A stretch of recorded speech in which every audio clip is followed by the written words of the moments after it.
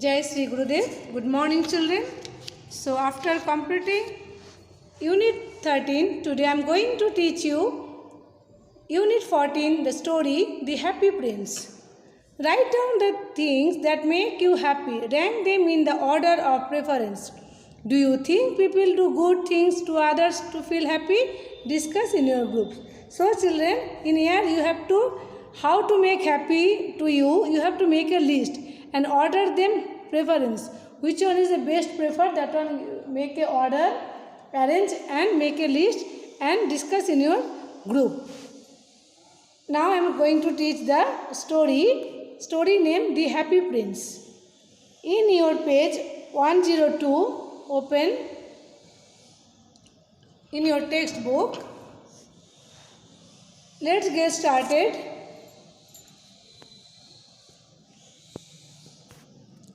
Unit 14, story name is The Happy Prince. In a faraway city stood the statue of the Happy Prince. He was covered with jewels. One night a little swallow flew over the city. His friends had gone away to Egypt 6 weeks before, but he had stayed behind. After his friends had gone, he felt lonely, so he flew away. All day long he flew, and at night time he arrived at the city. Where shall I sleep? He said. Then he saw the statue. I will put up there. He cried. It is a fine position with plenty of fresh air. So he sat just between the feet of the Happy Prince. Just as he was putting his head under his wing, a large drop of water fell on him. Why is it raining? He thought. Then another drop fell. What is the use of a statue if it cannot keep the rain off? He said. But before he had opened his wings, a third drop fell, and he looked up and saw the statue crying. Now I am telling this page summary, children. So in a far away the city, this is nearby Egypt, was prince statue was there. It was covered with jewels. One night one swallow bird was flying nearby the city, and he was searching a place because his friends gone away to the Egypt 6 weeks back, and now he was alone. For loneliness he was searching the place. So after a long time flew, he was getting tired, and he came to the city and he saw the statue. He was taking rest under the feet of the statue, and just he was getting sleepy. In that time one drop water fell on his wing. He was thinking, no rain, why is coming rain? The statue couldn't cover the rain. After again second drop also fall. He was thinking, just he was turned his eyes and up, he was thinking another drop was fell. That is not water, the statue was crying. Means the Happy Prince statue, it was crying. Okay. So next, children, page number 103. Who are you? He said. I am the Happy Prince. Why are you weeping then? Asked the swallow. When I was alive, answered the statue, I did not know what tears were, for I lived in the palace where sorrow is not allowed to enter. In the daytime, I played with my friends in the garden, round the garden, and ran a very high wall. But I never cared to ask what lay beyond it. Everything about me was so beautiful. And now that I am dead, the townspeople have set me up here so high that I can see all the sorrow of my city. That is why I am crying. Far away, continued the statue, far away in the little street, there is a poor house. One of the windows is open, and through it I can see a woman seated at a table. Her face is thin and worn, and she has red hands all pricked by the needles, for she is working on a gowns to be worn by the queen's friend. In a bed in the corner of the room, her little boy is lying ill. He has fever and is asking for oranges. His mother has nothing to give him but river water. So he is crying, "Swallow, swallow, will you give her the ruby which is on my sword?" The swallow did not want to go at first, but the happy prince looked so sad that the little swallow was sorry. "It is very cold here," he said, "but I will stay with you for one night and carry the ruby." "Thank you, little swallow," said the prince.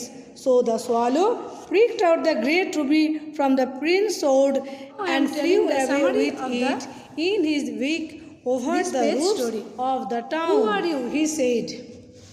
"I am happy prince." "Why are you weeping then?" asked the swallow. Means here, see, suddenly the swallow had seen there on the statue of prince, asking, "Who are you?" The prince said, "I am the happy prince." So the bird swallow was asking, "Why are you weeping?" Weeping means, "Why are you crying?" Now the statue was telling, "When I was alive, I did not know what tears were, for I lived in your palace, where sorrow is not allowed there. In the daytime I was playing with friends in the garden, down the garden and a very big high wall. I never cared to ask what lay beyond it. The big wall outside, what happened people, he didn't know anything. Everything about me was so beautiful." So inside the palace, everything was beautiful, that much only he was knowing. "And now that I am, when I was dead, the townspeople make me a big statue, high, that I can see all the sorrow of my city." Now people what done? No, townspeople, what sorrow he didn't know before, now after death he can know what the people are getting problem. So they made him the statue middle, a big statue, to see how people are suffering problem in life. "That is why I am crying." Far away, continued the statue, far a little street, there is a poor house. Now the statue was telling, "See, the far away of the city, the windows were open. You can see one woman seated on a table, and face was so thin, all pricked. His hand became red. She is working gown. She was stitching the queen's friend gown, and on the bed of the corner, her little son was lying ill. He was fever. He was asking oranges, but mother was unable to give except water river to her son. "Swallow, swallow, will you give the ruby that house?" Means the statue's sword was there. There on ruby stone is there. That is very precious. If the swallow give that precious ruby to that house, they can sell and they can get the money. So but swallow was not ready to go. But the happy prince looked so sad. The little swallow was sorry. When he was telling, the bird was telling no, the prince was so sad. So after that, swallow was ready to give, but now very cold here, morning he should go and give, he was telling. "Thank you, little swallow," said the prince. When swallow was agreed to give, that the statue prince was telling thank you to the swallow. So the swallow pricked the great ruby from the prince's sword and flew away with it beak over the roofs of the town. So after that, swallow took the rubies from the sword of the statue prince, and he has given to that house, the city, fly away that city and given to that house. Turn the page, children, 104. At last he came to the poor house and looked in. The boy was very sick and the mother had fallen asleep. She was so tired. In he hopped and laid the great ruby on the table. Then the swallow flew back to the happy prince and told him what he had done. The next day the swallow said happily, "Tonight I will go to Egypt." That night the prince asked the swallow to stay again. He said, "Far away across the city, I see a young man. He is trying to write a play for the director of the theater, but he is too cold to write any more. There is no fire in his room. I will wait with you one night longer," said the swallow. who really had a good heart. Shall I take him another ruby? I have no ruby now, said the prince. My eyes are all that I have left. They are made of rare sapphires, which were brought out of India 1,000 years ago. Pluck out one of them and take it to him. He will sell it to the jeweler and buy food and firewood and finish his work. Dear prince, said the swallow, I cannot do that. And he began to weep. But the prince requested. So the swallow plucked out the prince's eye and flew away to the student's house. The young man did not see who dropped the jewel in his room. He was happy now, as he would not be hungry now. The next night the statue spoke again. He wanted the swallow to give his other eye to a little girl. He said, she has let her matchsticks fall in the gutter, and they are all spoiled.